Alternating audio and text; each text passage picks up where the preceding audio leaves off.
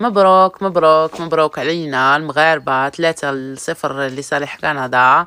الحمد لله. في الشوط الأول كانت صعيبة الماتش، أنا صراحة فقدت فيه الأمل في الأول، خلعني لأنه ما كانش كيخليو المغربي ياخد الكرة، ولكن في الشوط الثاني استدركوا الأمر ب3 أهداف ل0. فرحت صراحة بزاف كما جميع المغاربة، حنا فرحنا وشي وحدين كيتباكى والله يزيدهم بكا في بكا، وشي وحدين من بعد الماتش طالعين والله فرحنا لكم، والله ما كاين لا فرحنا لكم لا والو، باش ما نكذبوش.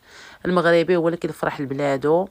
كاينين شي دول هكا كيدعمونا وهكا، السعوديه، الامارات، التوانسه تما كيبغونا هكا، اوكي هذاك مرحبا بهم.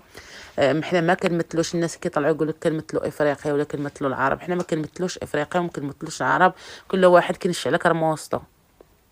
نكونوا واقعيين، ماشي حنا ملي نكونوا زوينين راه كنمثلوا العرب وهكا، ملي نكونوا بحال هكا في شي حاجه تقولوا لنا نتوما ماشي عرب، نتوما امازيغ، وانتوما حنا امازيغ، ولكن تقول لنا انتوما ماشي منا، والله اخر يقول لك لا لا خويا، كل واحد يمثل بلاده سالينا، فهمتي؟ عاش المغرب.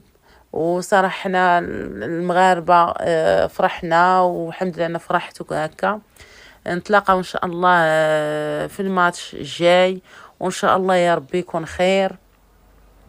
ما صراحه انا والله ما مني شفت انا تبارك الله المغرب زاد لقدام هكا، والله انا ما بقيت كنتسوق كومون نجي، ما بقيتش كنتسوق انا العالم الهكا واش كيقول لانه فشله، الفاشل انا ما كنتصنتش ليه صراحه.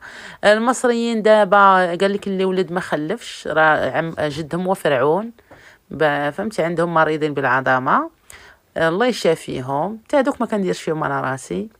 الحمد لله المغرب غادي في طريقه ونتكونسونطراو مزيان على الماتش الجاي، والله يوفقنا يا ربي، وهذا الشيء اللي كاين. الى اللقاء.